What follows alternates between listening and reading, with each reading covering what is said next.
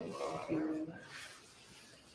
ready? Yep. You ready, Mr. I'm ready. Mr. John Jones? Hey, welcome. We are live, y'all. Y'all excited about tonight's conversation? So welcome to Samantha Wise Words. And this is episode number 22. I'm looking around. I got Facebook here. We have YouTube here. We have Instagram here. So we want to say happy Friday to you guys, to all of you guys. And we have some special people in the studio today. And we're going to be talking about educational and hiring disparities, right? And then we're going to flip the script and talk about what? Redistricting. And what's important and what it does and how it takes money from certain areas and put it in other areas that may or may not need it. I don't understand why we do that, but you're going to be able to explain to us what that looks like. So we're going to go ahead and get started. Y'all ready? Yeah. Okay, so we're going to go ahead and let me introduce my guests. I'm going to start to my left. This is my left. It may look like my right to y'all, but this is my left. Mr. John Jones III.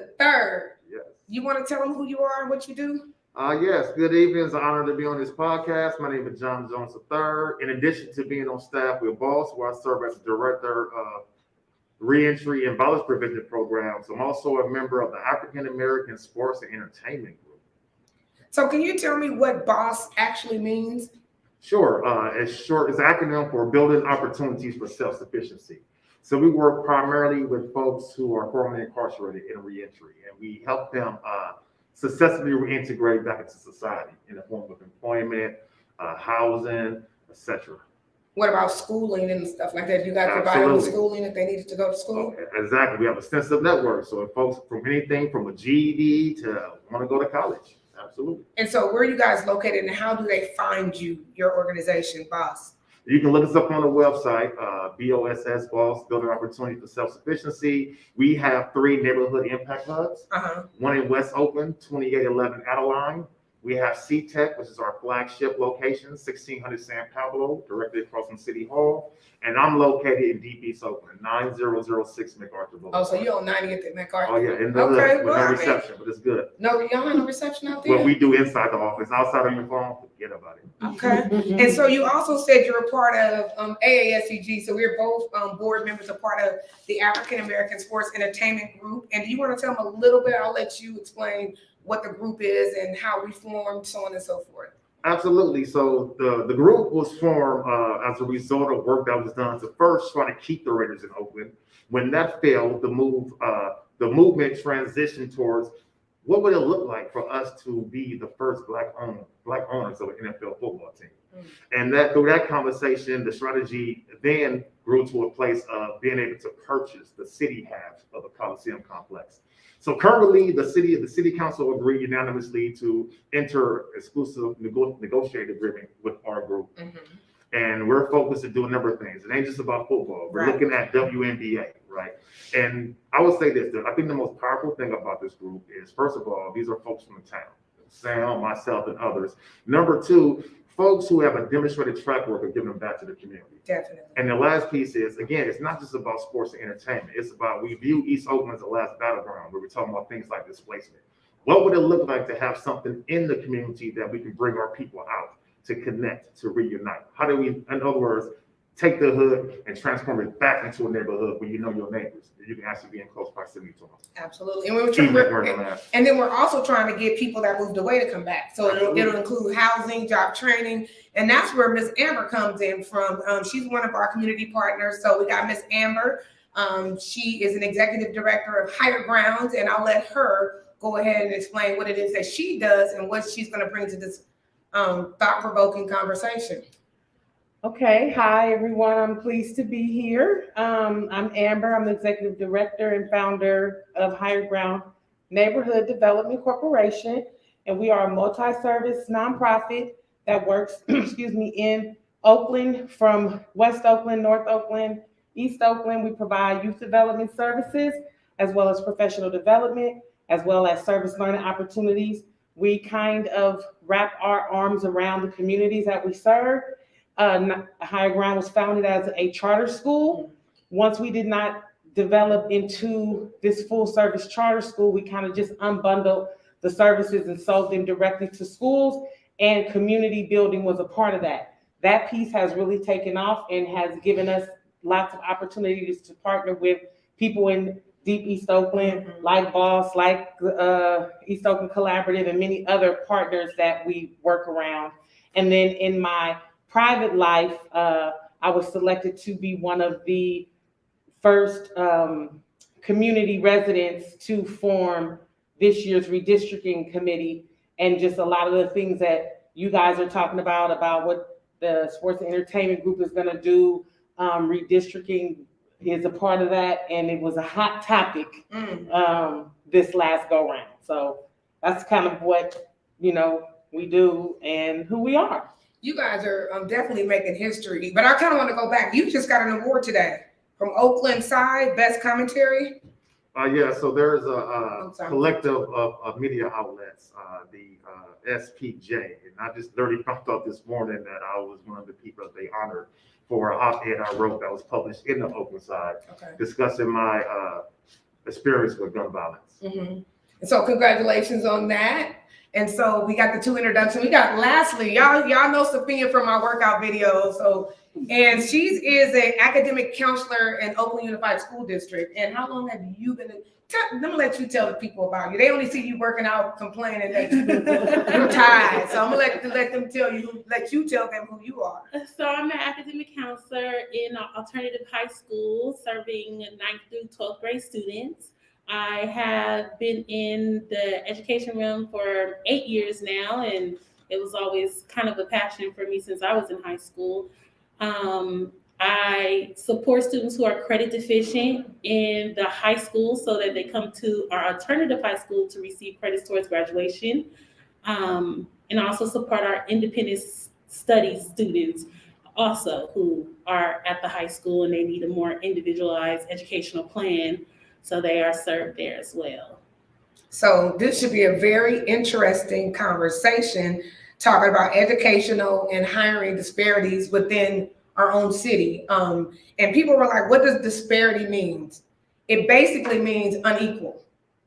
You're giving too much to somebody else and not enough to somebody else. And I don't understand when it comes to education, why that is allowed. I think if one school has a surplus, the remaining funds should go to an underserving or under financed school. It should be trickled down some other kind of way. Because why do you want to have it unbalanced like that? Especially when it comes to inner city, the kids in the inner city. Because I know my own kids I did an inter-district transfer because I didn't want them to go to a neighborhood school because I knew that they were underfunded. And I knew that not all the parents in my community at the time were as vested as I was, which means they weren't going to fight for the money. And it would just be me being a lone ranger trying to fight for extra funding from the district for my children. So I did an inter-district transfer and put my kids in a hill school where they got, I believe, proper education, but that doesn't happen for everybody. Right. And so educational inequality. Tell me, can one of you guys explain to me what that is and why is it allowed to happen, being that, it should be, everybody's supposed to have education, right? But it doesn't seem like, I'm just saying, it's supposed to be equal education for all, right? And just because you're in a public school, there are kids that are in public schools in the hills that have funding and programs as if they're to us now that like private schools have, like music programs. I remember we used to be able to have a violin, and now most parents, have to pay extra to put take out of the schools to go have these extracurricular. They had the rec centers located at our schools. What happened? Can one of you guys kind of help me? Like, what happened? Why is there inequality in our education system? Well, I'll speak, and then we should probably time because it's gonna be a long one. Okay, but this is a legendary problem. Right. I feel like it's a problem since we came out of segregation. We didn't have nothing in segregation, but we knew something. We learned which is what you go to school to do. Now I feel like, just in a nutshell, that so many specialists are hired to deal with our children because the people that they are hiring are not specialists in dealing with our children, that they need help. So they spending thousands of dollars on contractors to come in and work with teachers so that they can learn how to work with John, so they can learn how to work with me, they can learn how to work with you, because they don't know nothing about us, nothing about our diction, nothing about our tone, nothing about our nonverbal, nothing about us and how we communicate and learn and thrive. So if you don't know that, then you're gonna constantly need help. So now you're spending all these $1,000 on a restorative justice coordinator. That's $72,000. I knew they wasn't gonna be able to afford that because they can't even afford the lunch lady. Right. But the lunch lady is the one who's doing the conflict management. Right. That's what they respect. You know what I'm saying? Right. So they're not gonna hire John, they're not gonna hire the person who doesn't need that specialized training. They may need to have specialized training maybe in data analysis, because that's something that you go to college for. They may need some assistance in grasping whatever curriculum that they feel that they want to practice with our children. They may need help on that, but I don't need help in teaching you how to manage my classroom. I got 6 brothers and sisters. Right. I got that. You know what I'm saying? I don't Right. need for me to know what's wrong with John when he come up in here with his acting managed. I'm gonna use that because Black people know what managed means. Tell the mama he acted managed, and we already know what that means. Right. She don't know nothing about that. I heard a story that one of the teachers called the police on the 8-year-old. She get results though. Her kids can read. They can read, but she don't have those on an 8-year-old. So you're gonna put him in the system and make him feel like that's okay. So whatever your piece is, I would have did that. You wouldn't have did that. We just said, check this out. Sit down. Pause class. Right. Let me holler at you. Just like that. Even though all day I've been, this is what we're gonna do, and everyone's gonna be silent. But when you do that, I need to holler at you. So Amber, is there not enough of us applying for the position, or do we not have enough teachers, or is it where we have a hiring disparity in the schools as well? I mean, so I need to understand. So I want to get y'all into something that happens when you complete your teaching program. So there is a loan forgiveness program that you can enter into if you spend 5 years in the underprivileged schools. So that is why maybe Miss Becky is coming to Hoover Elementary in West Oakland, because she can spend 5 years here and get $30,000 forgiven from her loans. But I don't want us to pull away from the fact that the district or the schools don't pour in to the communities that are in the flats. They do. I have my sister who's been working at Hoover Elementary as a 3rd, 4th, and 5th grade teacher for about 10 years now, pour into the school. They give Black History Month. Everybody plays instruments at their schools. She put in different programs and everything like that. But the fight is often had alone. She's a Black teacher and she'll check John Shell, right? She'll check him. And then his mama will come in and say, don't check my child. Right. Because that is not your responsibility. So we're constantly bumping against each other, even as an African-American teacher to an African-American child. But we also are having Becky come in, and then if Becky said, well, John Shell was acting up and I'm gonna have to call the law on him, then they're like, oh, don't do it. But then if Tasha do it, then it's like, I'm ready to fight you. Right. At our big high school, we just had a parent come in and beat the vice principal up and took her down. She's out on medical leave, because of all the things that we try to do in the community on our own. But parents are often fighting against us because the village is no longer there. The village has broken. So it sounds like it's parents who didn't have access to proper education or proper discipline that's raising children without proper education and proper discipline. Because we couldn't get away with it. We could definitely not get away with being disrespectful to our teacher. I got a call the other day about, my nephew's walking around the school. I'm like, okay, we'll do something about it. Yeah. And they were like, well, no, we just gonna send him home. That's exactly what he wants you to do. He wants you to send him home. And so thus he's not gonna be ready to exit high school because he's spending more days in the hallway or being sent home from school. And so it just, where does that cycle stop? So do we start all over with educating the parents or making them come to school with their children? Or do we have like parenting programs that they have to come, or you gotta educate your own? So that's what I'm trying to figure out. What do we do when it gets to the point where you can't tell the kids' parents? I mean, you can't tell your kid what to do in your class without in fear of getting beat up by the parent. Right. Yeah. But there's something, if I can add there, some points I think is so important. So, and keep in mind, like my frameworks could be through the lens of an activist. So there's social economic conditions too. So specific to Oakland OUSD, first of all, we have to always remember the second largest holder of public land in the city of Oakland is OUSD.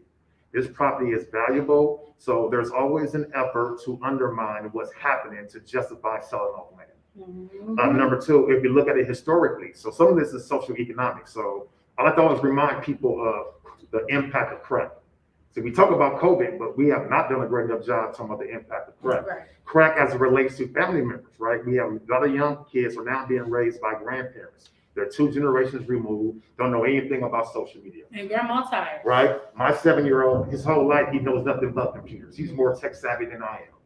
Here's another piece. So when we look at it socioeconomically again, the impact of displacement, because prior to crack, for example, we had enough Black folks to where we're not monolithic by race. I mean, we have some Black folks who are homeowners, have some money, have resources. So if I'm going to school with a friend who come from a stable home, I have assets. I'm being inspired by what I'm seeing and picking up. Absolutely. It was a village. Absolutely. That's why I say things like it's no longer a neighborhood, it's a hood, because when crack and then the guns and the violence and the destruction came in, those who had the means, they chose to leave. Yeah. Those who were left behind were here. And then here's another piece too, like I always share with folks.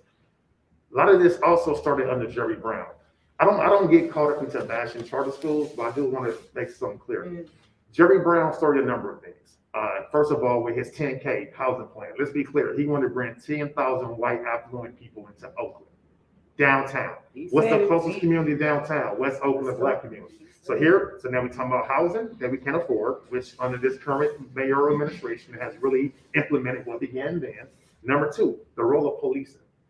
If we look at how much of the police budget consume our general budget, we can see why we have the challenges. Because keep in mind, OPD is still under federal oversight because it's rumored that Jerry Brown authorized the police to quote unquote clean up West Oakland. That included brutalizing Black residents, planting drugs on them, right? So then when you look at charter schools, so for some students who are able to get into that, we know schools are funded by attendance. So then they start talking about, okay, we don't have enough students going to this school. Now we have to close this school.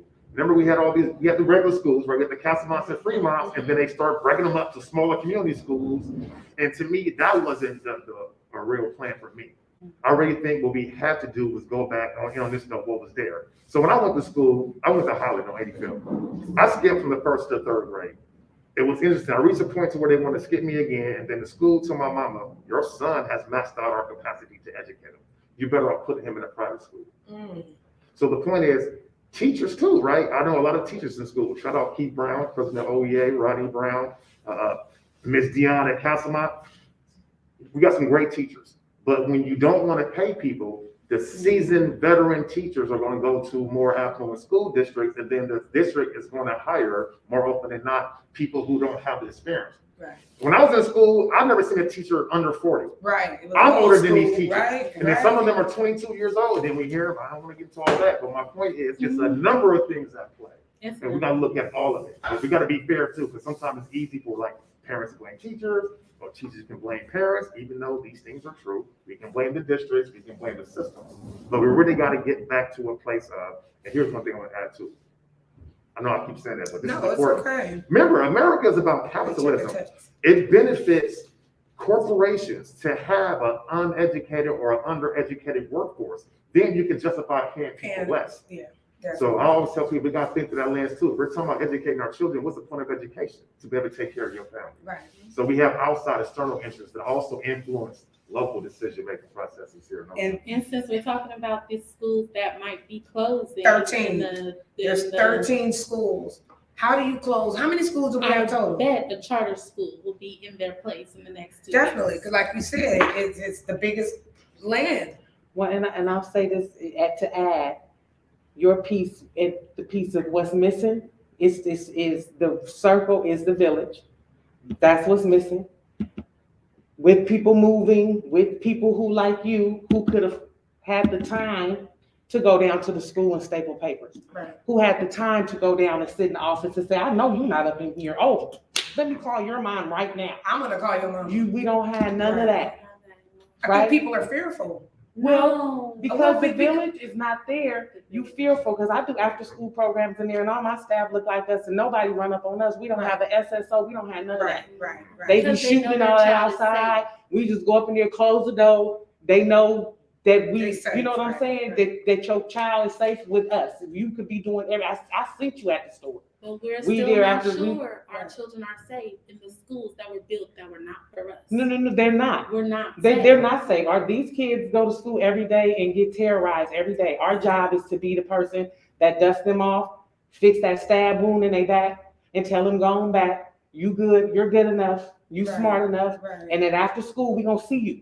So when they come to after school, They they be decide. swinging coats, all that, and I say that's how it look, because they come into a place where they know that they Safe. can get loved on, right? Right. And then also, when you talked about charter schools, I just was having this conversation. We have to dial it back even before Jerry Brown, because for charter schools, for Black folks, charter school was freedom. That was the next step from us doing freedom schools for free. Yeah. So then when we got wind that you could do charter, that means we can actually get paid instead of you paying $10 and you paying $10. And I didn't went to college, but I'm, smart enough to work my resources so I can homeschool kids and your kid come over, so that we do that. We educate each other's kids in the homes. So then when we figured that we can get access to charter schools outside of Oakland, California, and the East Coast, Black people was handling their business. Kids grew on the back of those independent Black charter schools that were being successful. So they watched, once again, what we were doing, and then they co-opted it. Yep. They Right. definitely, I think they flipped it, because now you can't, for me, there's a charter school near my house, and I have to go downtown to get into a neighborhood school. So they handpick the people that they want in those actual schools. The new charter. Post Jerry Brown, Right, but in right. the beginning, like I said, for us, I don't know what white folks was doing, because they was already homeschooling. They were homeschooling their kids. So with the Because they could do charter. Yeah, now But now, like as the business people say, oh, I could get a hold of this, and it's money involved, and now I can launder my money, because nonprofits launder the money for the foundations, so they don't have to pay taxes. Charter schools for those large organizations is a tax write-off. Right. Period. And So they I don't have to never looked at care. it like that. They don't have to I care never- about the revolution will not be funded. Say it That's a again. book. I'm reading it. Oh, Yeah. And I'm only on chapter 2. I read the preface because I had to get it, and I'm on the first chapter. And just in that first chapter, nonprofit industrial complex, Yep. that's what we all functioning in. you said the revolution will not be funded? Will not be funded. Yep. And I think it's by Right. Insight. But if you type that in, it'll come up. It's a Right, red right, cover, right. black writing. Wow. So, and Candace Elder put it in her social media, just slipped and said it. And, I was like, first I read it and I was like, we ain't doing no book club, because not one of us will get no more funding.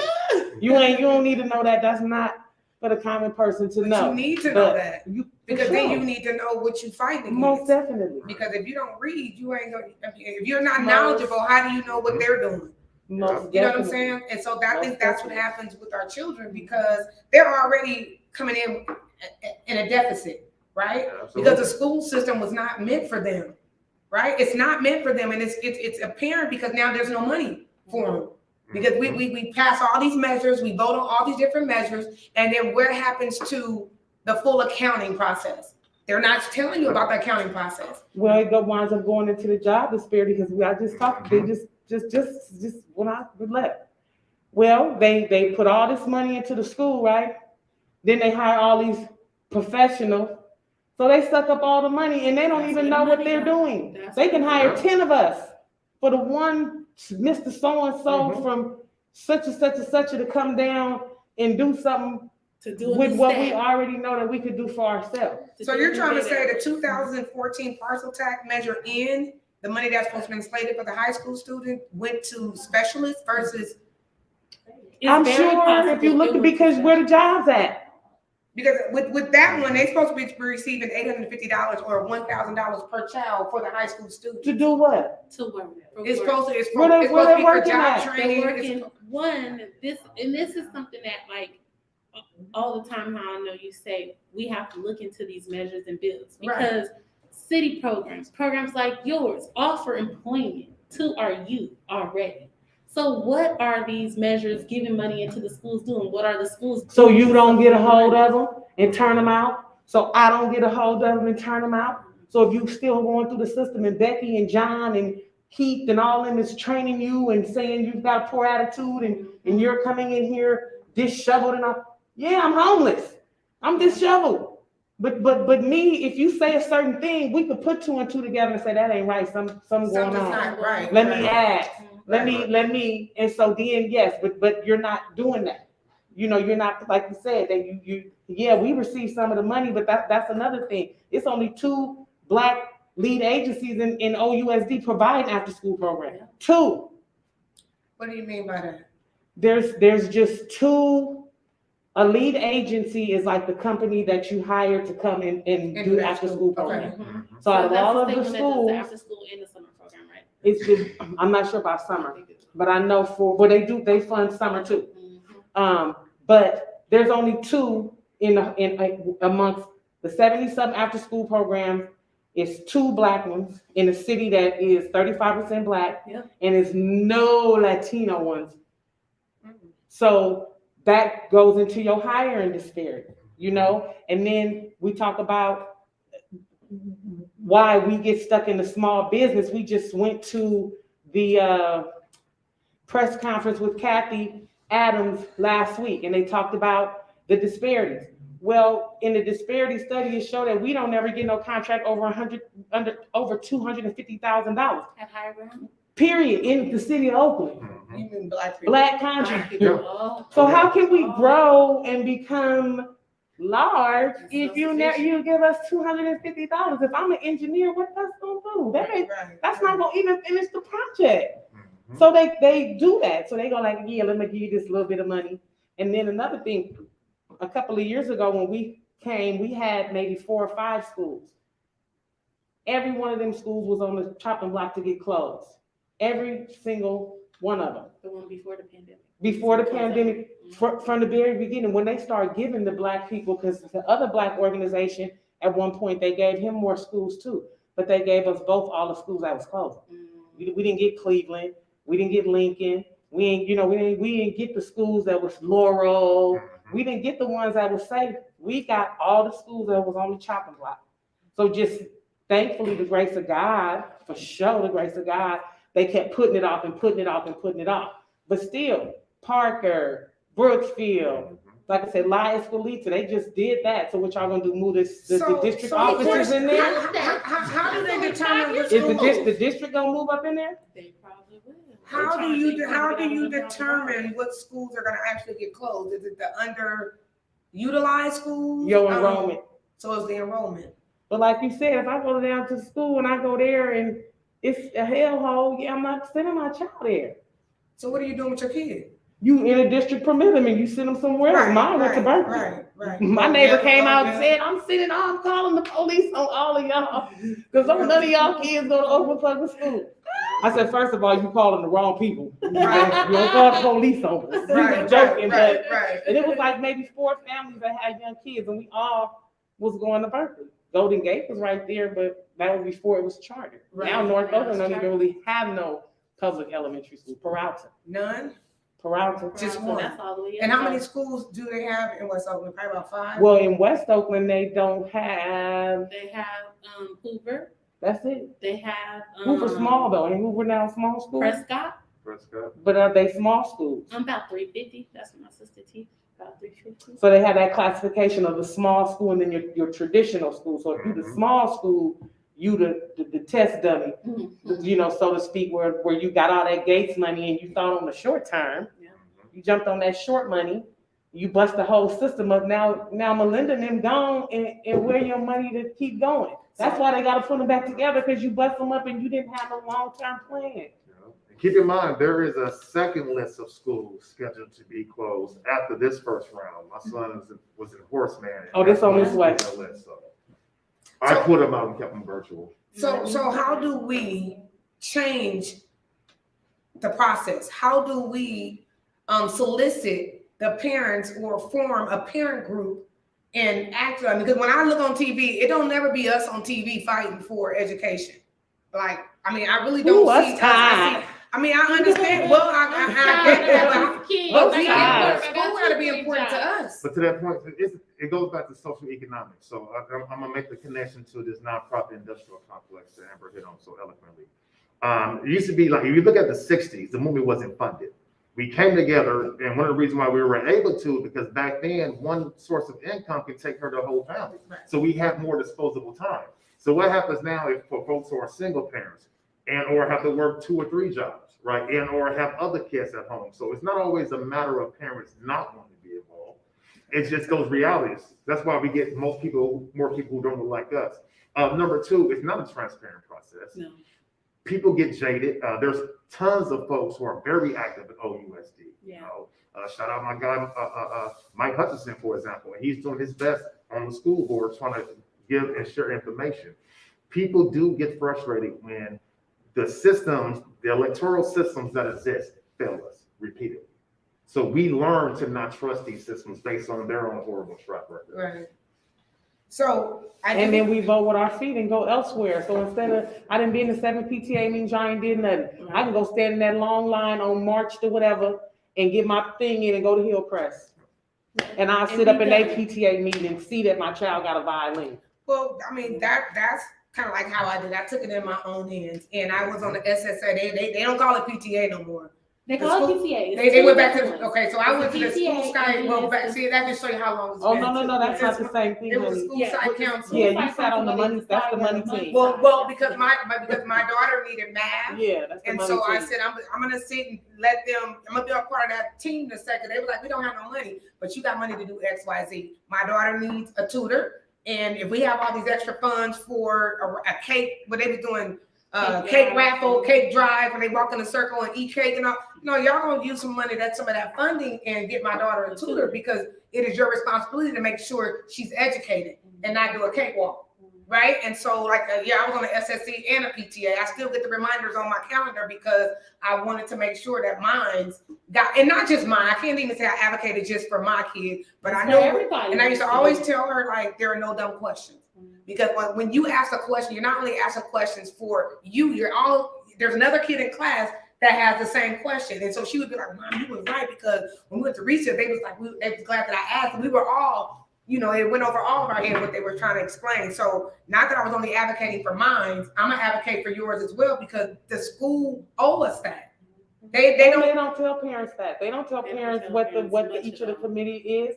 So when we first started out, we understood that, so we could organize our parents. And I made sure that I had after-school parents on that SSC. So when that money came up for us to get the money to do behavioral health in the daytime, they was in there riding on that, because your child need that behavioral health counselor in the daytime so they could even make it to after school. Right. So yeah, we stacked the SSC, we stacked the ELAC. So any kind of English as a second language money that was out there, run it this way, because your child was in after school program. Right. So through the after school program, that's how we went about organizing the parents. I love But that. again, we went from a footprint of 6 to 1.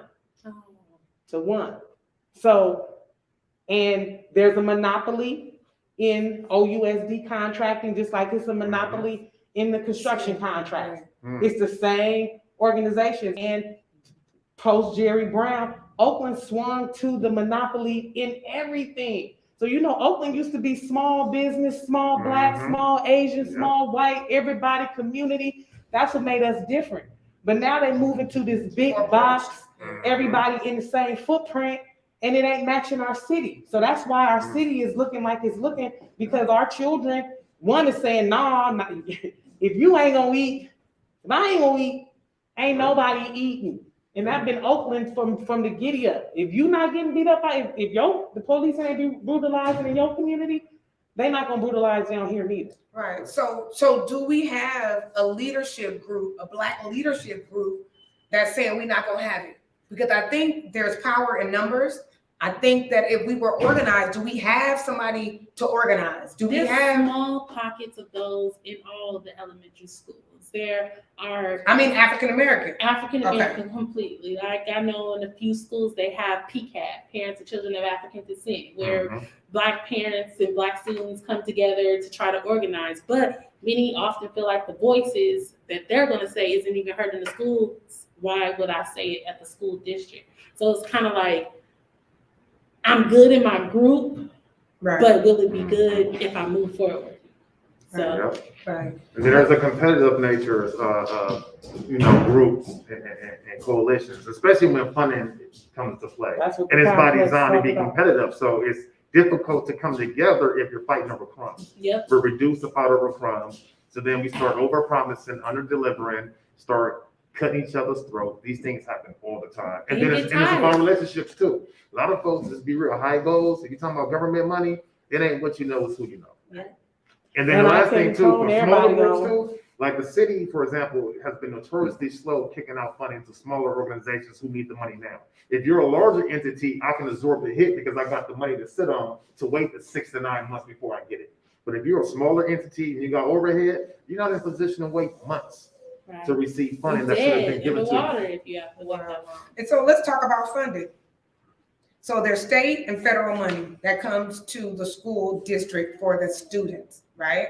And I spoke to you guys about surplus earlier, right? So if a Hill school has a surplus and a non-Hill school or a school in the flats have a need, at what point does the city try to do a balancing act? Well, the way the funding goes, it's not really that the Hill schools have a surplus because they get the same amount of money, the same per pupil allotment. However, if all of us go to the same Hill school, the Hill school gonna have something because I'm gonna use my resources for my school to give a match. You're gonna use your time and you're gonna build. My husband worked at a private school and the parents came and built the basketball court because he do construction, brought the materials, did the light. The granddaddy put up the lights so that they could play in the dark when it was daylight saving time. So these is parents. So in the Hill schools, you have parents that have the time to organize, have the organizing skills and capacity, have the connections, and can do the work themselves. I can come and secretary the meeting. I can at my job, because once I get done, I have the luxury to sit and find 100 grants, and then I'm gonna give them to John because John has a grant writer at his firm, and she could probably knock out at least 2 on the company's time. So that's how that works. Yeah. But in the flats actually have more money because we get categorical for Title I. So all the poor kids got some money. Right. We get money for homeless. So all the homeless kids get some money. Foster care, you get money for foster care. English as a second language. So they have all these extra monies.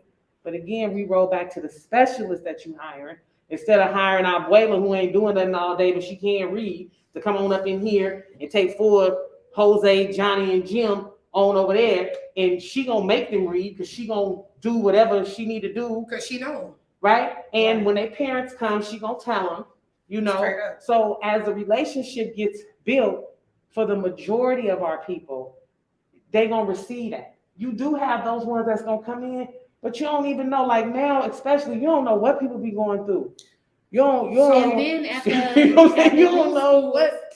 Your PTA come in August, and they said we're gonna raise $150,000, $200,000. Right. And we're gonna go to our companies and we're gonna ask our grandparents and we're gonna ask this and that and the other. And if you have come in your child from kindergarten, now you don't have to pay any money towards daycare. Why don't you put that money towards the PTA? So now we got the additional monies that is needed because the school money is just flat. We don't get Title I in the Hills, but now we got $200,000 to spend on the additional stuff. We got an extra teacher here to come and do the tutoring. We got an extra teacher there to do that. So when the flats only receive the money that the school gives So you, they get the Title I, the homeless, and the they foster don't care got the money. strong PTA. And they hire these specialists, so-called specialists, not Because that are not connected in the community. all those funds are already given to the teachers. They're given to the supplies. All the LCAP, all the extra funds, the seated funds, the kids' booties in the seat, all those are going to the principals, the teachers, and everything like that, the after school, the programs and everything like that. So the money is already out of the hand.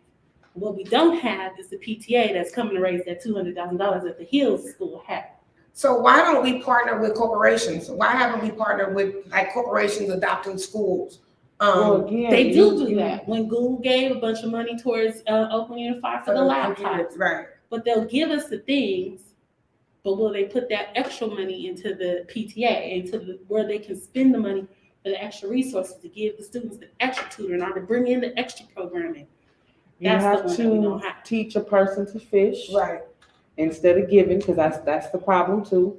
They gave Oakland all them computers, and I did distance learning. Half them kids lost them. We had to keep them, Right.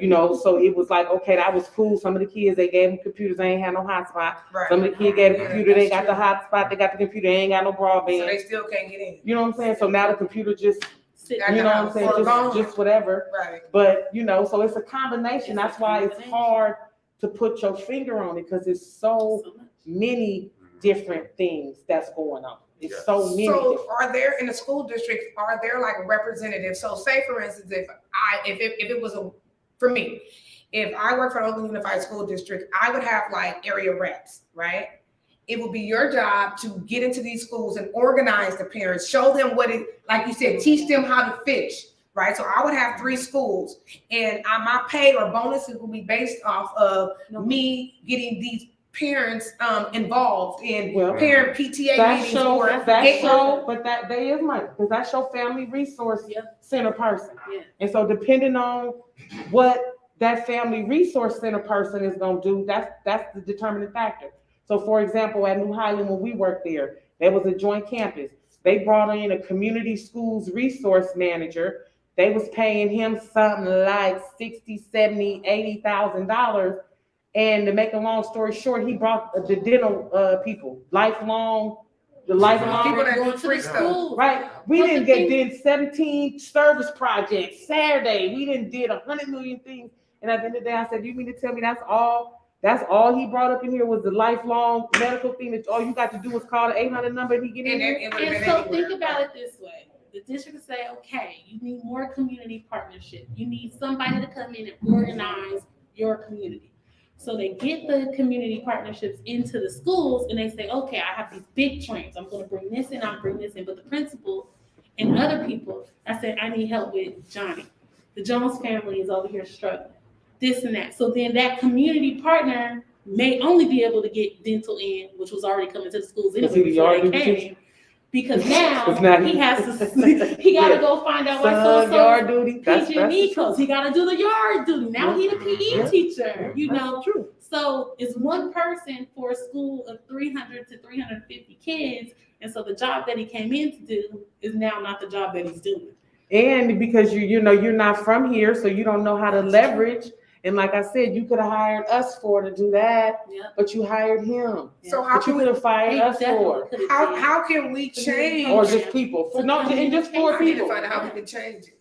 So you Because we're talking about it, and we know the things, we know that it's going wrong. We know we're going down the wrong road. This is the wrong road. It's not helping our children. It's actually, kids are dropping out. Parents are not returning their kids to school. We got COVID. And now you losing dollars because now the kids are out for COVID. I know you said there's a COVID way of reporting the absences. So they're not actually getting beat, but why are we closing 13 schools? If you still have a way of capturing the dollars by using COVID, whatever, the kids are still not being educated. They still don't have that attention span. Parents are not teachers, so they don't have the expertise to even be able to teach their kids. So I'm just trying to figure out, we know as a community, we're going down the wrong road, right? What are we prepared to do? You asked 2 things, and then I'm gonna let you go. Go ahead, answer both of them. So you asked about is there a leader? Is there a group? It's a lot of groups, and at this very moment, like I said, Generation X got something to say. It's our turn.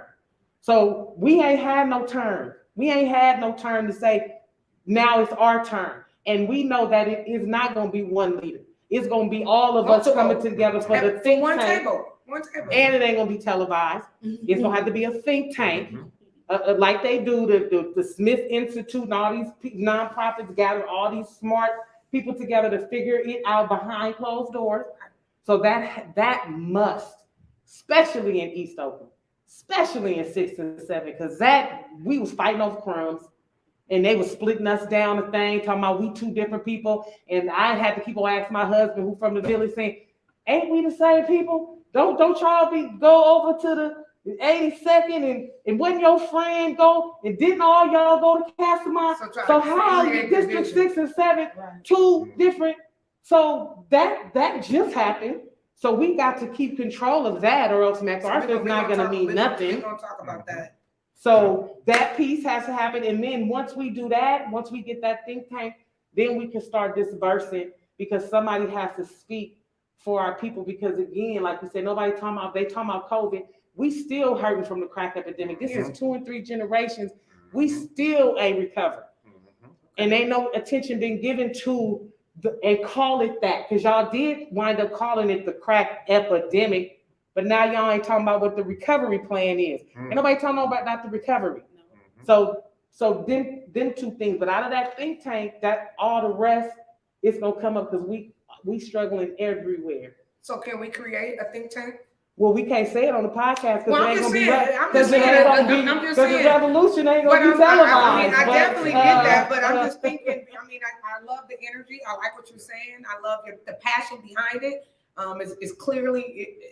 You're in it, and not just for you, because you don't have no kids in elementary school, but I appreciate your support for the community, because definitely if one of us fail, we all fail. That's how I look at it. If one of us fail, we all fail. And it's kind of like public education is like poverty insurance. And if you don't pay it or you don't put into it, you ain't gonna get nothing. That's just like with the kid. If you don't invest into your kid, how do you expect them to be adults that you can, make a withdrawal from? You can't. And so to transition from, the education disparity to the hiring disparity, it kind of go hand in hand, right? It kind of go hand in hand. And you're in the prayer, like you said, reform.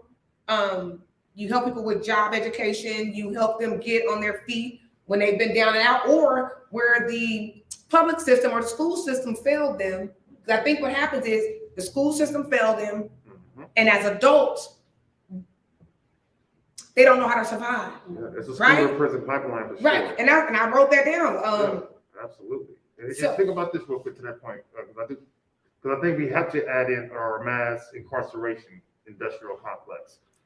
Why is the state of California spending more money to keep someone in prison for 1 year than it would to send that same person to Harvard? Because they're benefiting from it. They're making money from it. And that's where we got to get to as a people. We have to understand that the system is not broken. The system is designed to do exactly what it's doing. Definitely. Here's the second piece that's so important. And COVID, in a lot of ways, didn't create it. It just exasperated the role of mental health.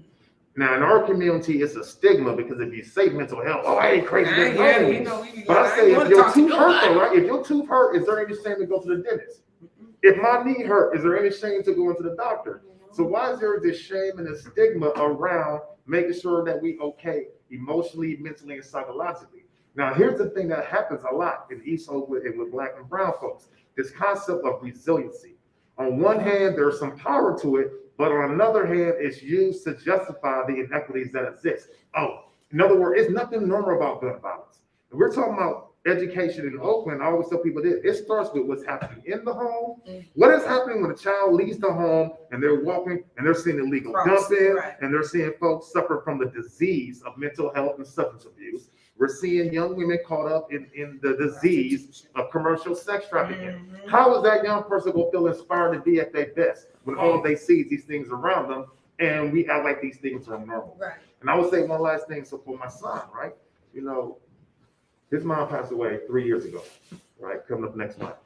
At his school, there was one grief counselor, and they only had 6 slots. but I seen at least 2 police officers there. Mm. So how I'm sitting here as a parent, like, okay, look, my son needs this help because these things are real. Well, unfortunately, we don't have any slots for you.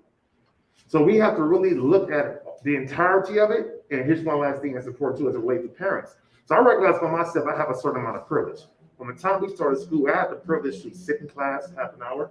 I was at the parent cafes. I did all that. I made sure I was active, and we've been blessed. The media has covered us many times talking about our challenges. Every parent don't, because parents are being squeezed and squeezed and squeezed, and they have not even come to terms with their own things that they're dealing with. Yeah. So how can we expect people who are suffering? Last thing, I just said on Twitter, generational curses. Yeah. Sometimes it's not a matter of a generational curse, it's a matter of generations of family members being exposed to the same social conditions and systems that know them. So how you gonna get something different? How you gonna get something different? So Michael Jones says these closures will increase the educational divide. We have to have our own educational system. Definitely. Definitely. And like I say, to the point of charter, before they got turned out and co-opted, that was our way out. That was our way. Because I could go like I did and fill out that application, get the license. Now, I ain't had no money to get no building. You know what I'm saying? I went door to door and got my thing knocking on people's doors saying, hey, take a chance on me. I'm going to give your child Black education. Signed up. But now I ain't got no money. Well, ask your parent. She ain't got no money. She just retired from the county and she just working on her pension. Who got money to give me something? And even when you look in the books on how you do startup, it say angel investor. Who is that? You got some money to give me? You got some? We ain't none of us.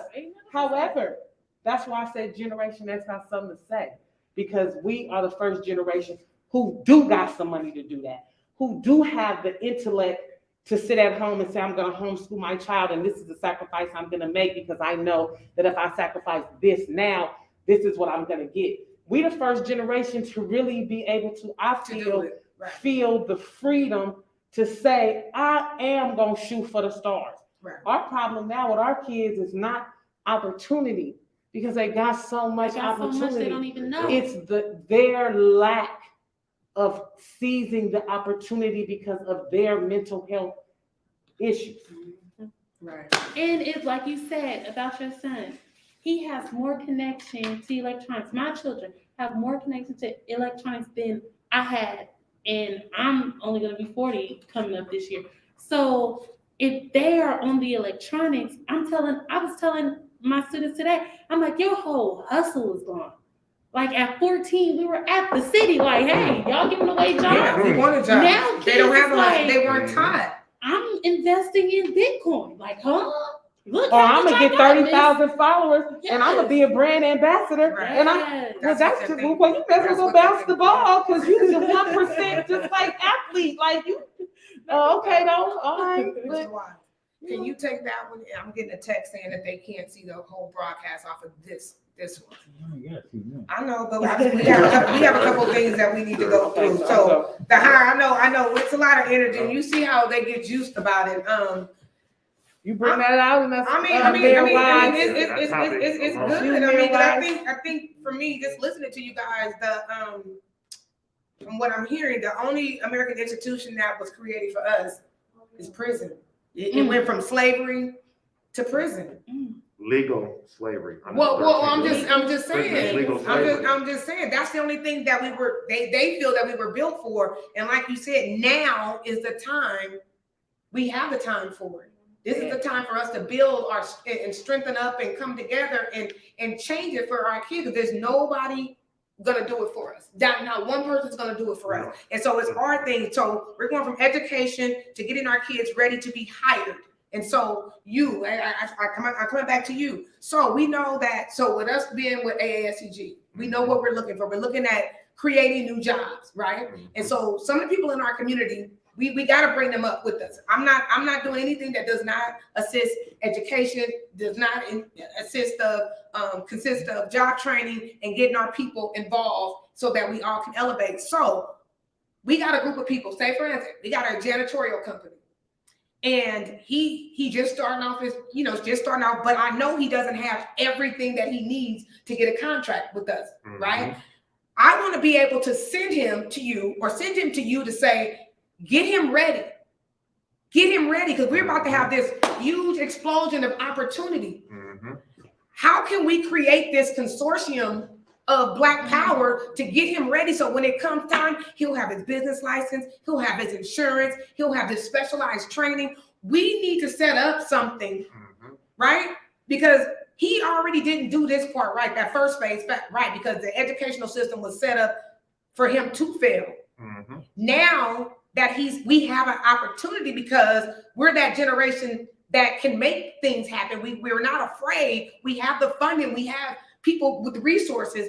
We need to make sure that Brother John can get those jobs, and not just with people of color, but he needs to be versed to be able to go out and talk to anybody to say, this is what I want, this is what I can do, here's my certifications. How do we get that going? Because I know we have the Oakland American Chamber of Commerce. I don't know, is that something that they do? Is that something that your organization does? How can we create something like this for our people, for our city, for our county, so that we be a African American one-stop shop? You need training, we got it. Well, that's under y'all have that opportunity working with the AECG. SEG. SEG. Yeah, it's ASAP. So you got that's it.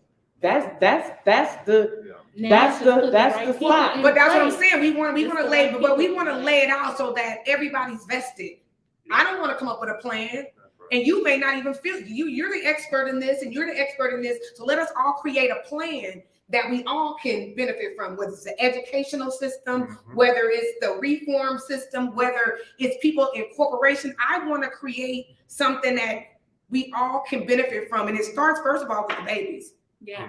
Because for me, it's generational. That little baby right there, my granddaughter, so on and so forth. We have to lay out the footprint. And it's not for Sam to do it, because I'm asking y'all, I have no clue. I'm a mother, my youngest is 28 years old. A lot of things have changed. I was one of those mothers, but how do we reach those parents? How do we reach those people that feel like that there's no hope? I won't ever get a job because nobody want to hire me. They will, but the playing fields it's not fair, right? I'll say that there's two things we can do. There's a million things we can do. Here's two things that should be the start and the end. And it starts with these three words: organize, organize, organize. What does that really mean? That means, first of all, we have to educate ourselves about the systems. We have to build a network of folks who provide different services and different technical expertise as it relates to what the issues are. So that way we're not recreating things. Right. In Oakland, this is the nonprofit industrial complex center of the universe. I always tell people, before I got involved 10 years ago, I didn't even know none of these organizations. Every week there was a new one, and a lot of them coming from the city. So here's what's important. We have to, I always say this statement: transformation can only occur from close proximity. One of the things that's missing and needed, and if y'all can indulge me, I'll say this real quick. I like to share the story of the Montgomery Bus Boycott, because we always hear about Rosa Parks. We don't hear about Claudette Colvin. I want her to get her flowers. There were 6 Black women that was arrested prior to Rosa Parks. Rosa Parks was staged because Claudette Colvin was 15, who eventually became pregnant and wasn't married. So respectability politics at that time dictated that she was not seen as being a viable face for the movement. Here's the pages that get glued together, they don't tell.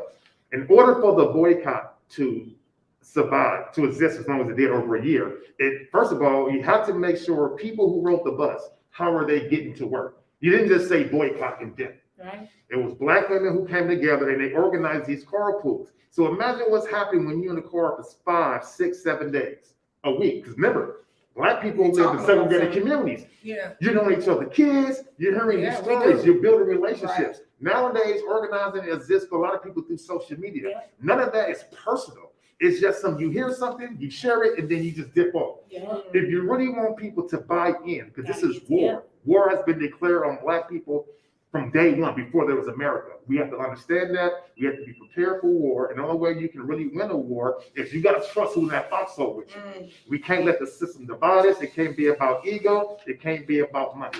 If we're not doing that, So at the end of the day, that's why that boycott lasted for well over a year. Right. Those 6 sisters' names on the original lawsuit that ultimately prevailed, that ended discrimination in the state of Alabama. See? So we gotta tell the full stories, not just give props and credit to one person, because it happens too much. The system likes to build people up, and once they build you up, they'll tear you down. Absolutely.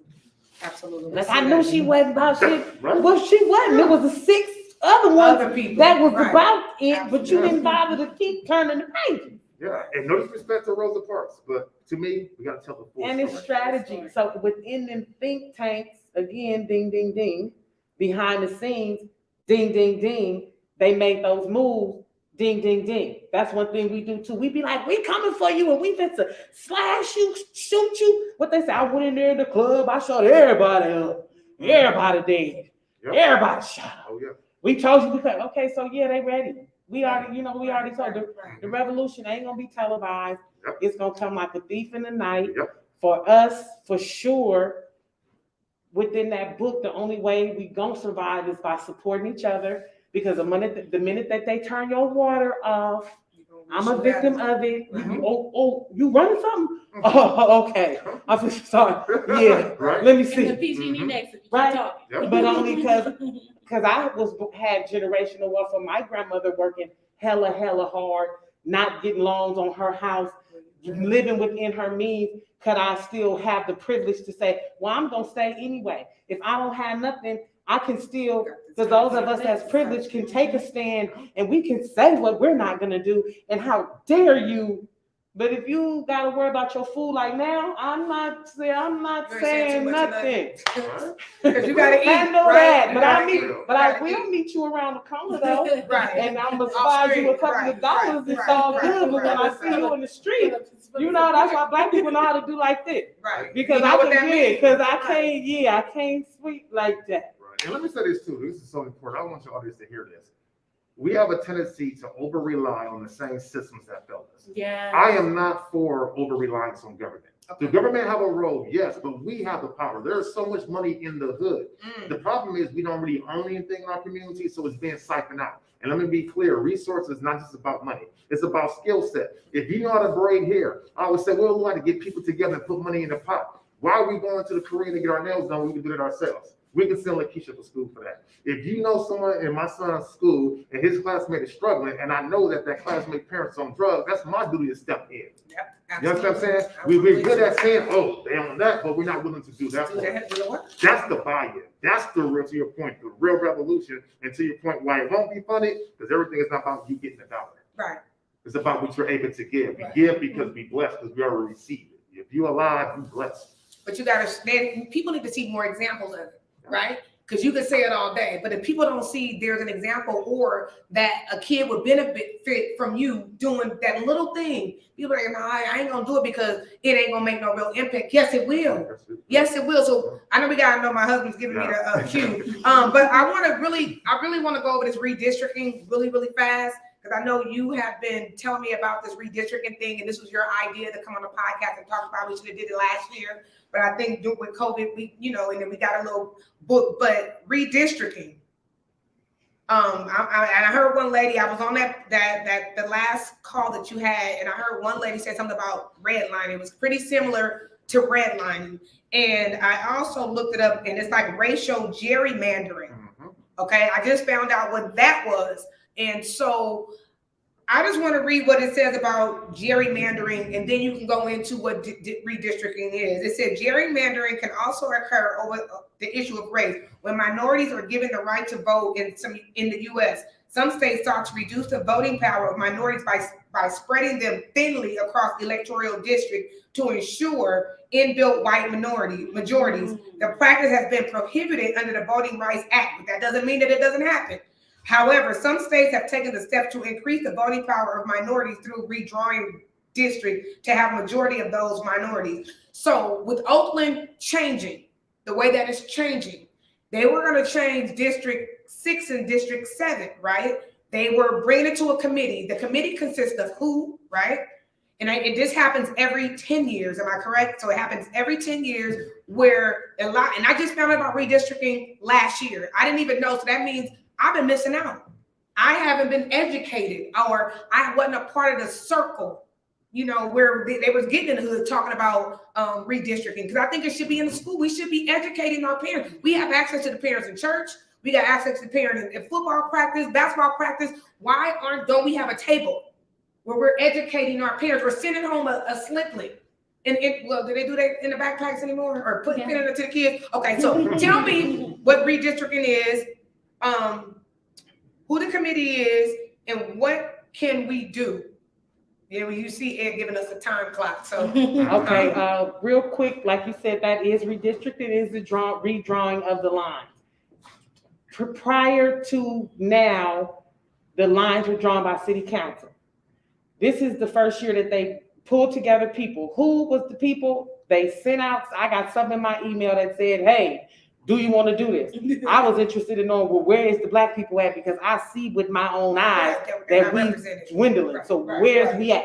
So I could go serve. Right. So that was my primary reason to get to be involved. And I think, remember, I asked you early on about collapsing District 6 and 7 together. Right. And you was like, girl, that's, you know, that's a lot of power for one da. But that came up again in the conversation when we were talking about other places, particularly like the lake. Because you said the Hills was going to be the Hills at one point. The Hills were one district. And that was scary to me, because that meant that funding and resources and money was going to, It's complicated, especially for a new citizen board. At the end of it all, we all realized how much we didn't know.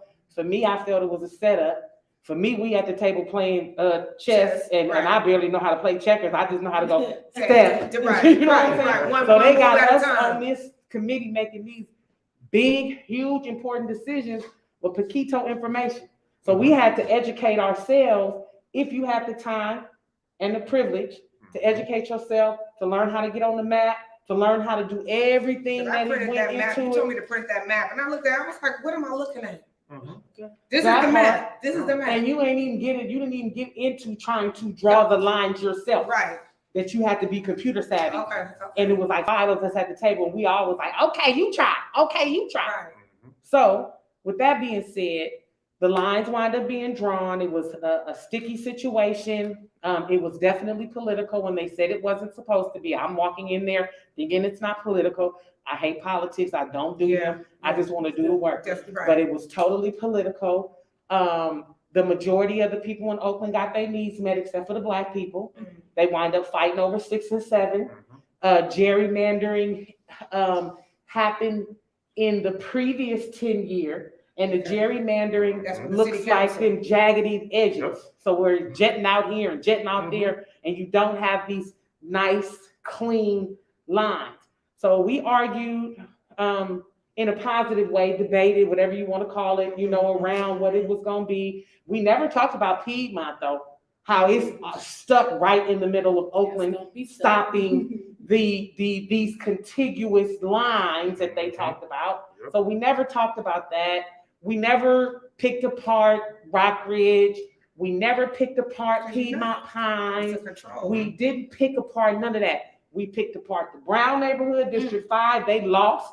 So more of the hills came down into 5. Mm-hmm. We discovered that District 6, which is the 50s and all that, is becoming white. So more and more white people are moving in that Havens Court area, all that.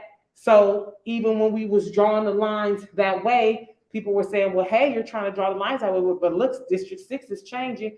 So one map, even like the Hills map, captured what I got definition said, because it did make the communities of color be compact. Now, on one hand, that's good, because now we can really fight for what we want to fight for, but we don't be out there fighting. So that's kind of, and I wasn't sure. So everybody was like, let's be safe and let's keep it, because everybody feels that Oakland is a diverse city. Now people are saying that it's a segregated city because the new white folks that's coming in here is coming with that segregated mind. They different from the white folks that cut their teeth with us. Right. And then those white folks that cut their teeth with us, just like us, they moving too. They selling their house and moving too, right? Oh, yeah. So Oakland now has become what I'm hearing more and more, we went from being the most diverse city to now being the most segregated city. So are these common spaces now that we frequent, the lake, Mosswood Park, the Infirmary, MLK Shoreline, now people starting to say, no, this is mine. I'm throwing elbows. This is my community of interest. This is my community of interest. But Oakland is for the not for the most part, because racism and all that stuff is the same. But one thing that I like about our city is that we can still have our Black neighborhood, and we can still go to the lake and hang out with other people. Right. We can still go to the Infirmary. We still got First Fridays. We still have all these opportunities for us to come together as Oaklanders and then go home. Ain't nothing wrong with going home to your community where you got the Asian, you can go get that special tea over there that you're not gonna get downtown. So we're losing that because people are now thinking that that's something that's negative. But like I said, what was most interesting, a lot of the lines didn't change, but it was interesting that when it came down to the fight, that Black people was fighting against each other. We was fighting over 6 and 7, and 6 and 7 is the same thing. And like I said, when I came, if it was up to me, it should be one, because we are one community of interest. Ain't nobody got nothing. Ain't none of us got no business improvement district. Everybody streets got trash on them. Right. We lucky that we got a bank and all that in District 7, because District 7 City Council, Reed, before he left, he understood the assignment. Okay. So District 7's got all that business because he understood the assignment. Okay. But also one thing, and then I'm sorry, I'm monopolizing. Desi, right? This is what I'm thinking. My backdoor hypothesis. The reason that she became one of the most hated ones, because she looked out for her. Because she was throwing elbows for District 6. So she was saying, give me back the Coliseum. She was saying, give me an economic engine. So when she left, none of her projects came to fruition. So the economic engine that District 6 was supposed to have, that Walgreens on Seminary, and that whole little piece that she had started to develop, when our new people came in, what happened to all that development? What happened to the development in East Mall and working with those people? Because it is private, but it's city council job to go in there and make them moves and have them conversations and rub shoulders. So if you didn't do that, District 6, so at the end of the day, they made those decisions based on the economic engine. And that wasn't our job, even though that's equitable. It should. But that wasn't our job. Our job was to draw these contiguous lines to make sure that there was no gerrymandering, but it still was, to make sure that existing communities of interest stayed together. And see, when they put Desi out, the community of interest that she was building around Arroyo and all of that, they went silent. 7 kept going. So 7 showed up. At the end, 6 showed up, but they hung on the fact that they don't have nothing. No bank, no grocery store. Okay, that's city council. I'm not, saying nothing, but that's city council. So instead of being at the redistricting table trying to get the gains that 7 made because they beat the street, they had NCPC, they got RAC, they got Sobrani Park, they got 5 or 7 community-based organizations just between Sobrani Park and Brookfield. So we need to do better in District 6. And so at the end of the day, we didn't redraw any lines. At the end of the day, we did. You did. We redrew 6 and 7. So 7 keeps that new Oak Knoll, the new development, because they were trying to make the concession through that to 6. So 7 keeps that. 6 now has a Coliseum complex, and 6 now has Hagen Burger of the businesses over there. So they took 7's economic engine, put that in 7, took the Coliseum. Now that's in District 6, and that I guess right over there by BB Memorial and coming further down that way, I believe that they pushed District 6 further that way too, because we had to balance the population. Yeah. And here's the thing: if you took some from 6, you lost 7. If you took some from 7, you lost 6. So either way you went, one of us lost. Right. And I said, I'm so tired of us having to give our right arm for clowns. It ain't nothing in none of them. District 7 got all that stuff, but they taking their money and going to who the hell? So I appreciate y'all holding on with us. Y'all know Amber she was talking about she was shy. I don't know what I'm gonna say. She got a lot to say, and I appreciate you saying whatever you said a lot. So that leaves me a lot to think about. Greta, thank you for tuning in. We appreciate. She said she was on a PTA. She also said speak Amber. Sonia said, hi, this is great. She said, great conversation. Hi, Amber and Sam. My auntie from Texas is here. Hey, Auntie Sue. This is compelling. I'm telling you, we got work to do, Oakland. We got work to do, Bay Area. We got work to do, y'all. And so y'all stay tuned because there are gonna be plenty of opportunities that I'm gonna need y'all. Definitely gonna need you guys because we have to start off in education. We have to make sure our kids stay engaged. We have to make sure that we get them job training. We need to make sure that they get into the city of Oakland job mayor program, whatever that program. We need to hold our counselors accountable for making sure our kids get into these programs. We also need to hold our parents accountable to make sure that they have the tools that they need to raise successful children. So I'm gonna leave you with this quote from Nelson Mandela. The greatest single challenge facing our globalized world is to combat and eradicate its disparities, period, point blank. We have to rid it. Because unequal or, the scales being tipped one way or another, it's not going to work. But it's going to take you, right? It's going to take each one of us to do our work in the community to make sure that it doesn't happen. I appreciate you being on that committee with those people. Because I'm sure it was your voice that they heard hitting that table like that. And I commend you for being a part of the revitalization and bringing people back to where they needed to be, giving them job training, giving them opportunity, giving them hope. And then it all starts off with you in the education system. They only gonna last as far as you allow them to do, as far as you're gonna allow them to go. So don't give up on them babies. And if there's ever a need or you see a kid for me, let me know. And so that I can call out the resources. I got the motorcycle club. I'm good for calling motorcycle club. They don't mind helping. They not a part of a corporation or anything like that. They're just regular folks willing to do what it takes, but they want to be called. They don't know that we need to help. That's how the movement but I'm saying they don't know that they need to help. So I hope you guys learned something because I definitely did. I feel passionate about helping my community. That's always going to be number one to me, making sure my community is always at the forefront of everything that I do. I appreciate you guys tuning in. Thank you, John Jones III, Sophia, and Amber. And then next week, I have an opportunity of interviewing the Black Lives Matter co-founder. Did y'all know she was from Oakland? No. Alicia Garza is a Black Lives Matter co-founder, and it's The Power of Me. Hers is going to be called the Power of Me. Who is Alicia Garza? She's here. This is where it all started. And so I have some questions for her. I want you guys, if you have any questions, send them to me because they wanted to dirty up her organization, dirty up her name, and because it was power.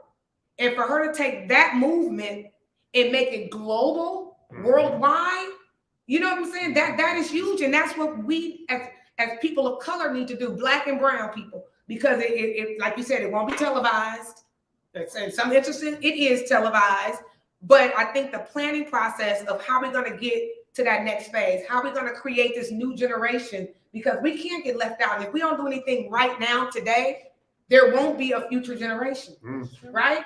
There won't be a future generation. So thank you guys again. I could talk forever. Ed won't let me know. I can talk forever, ever. Honey, you can y'all want to say bye to the people? Bye to the people. Bye to the people. So baby, you gotta go let us out. So Sophia, Amber, John Jones III. Thank y'all for participating in this conversation. Thank you for joining us, for having us. It's good.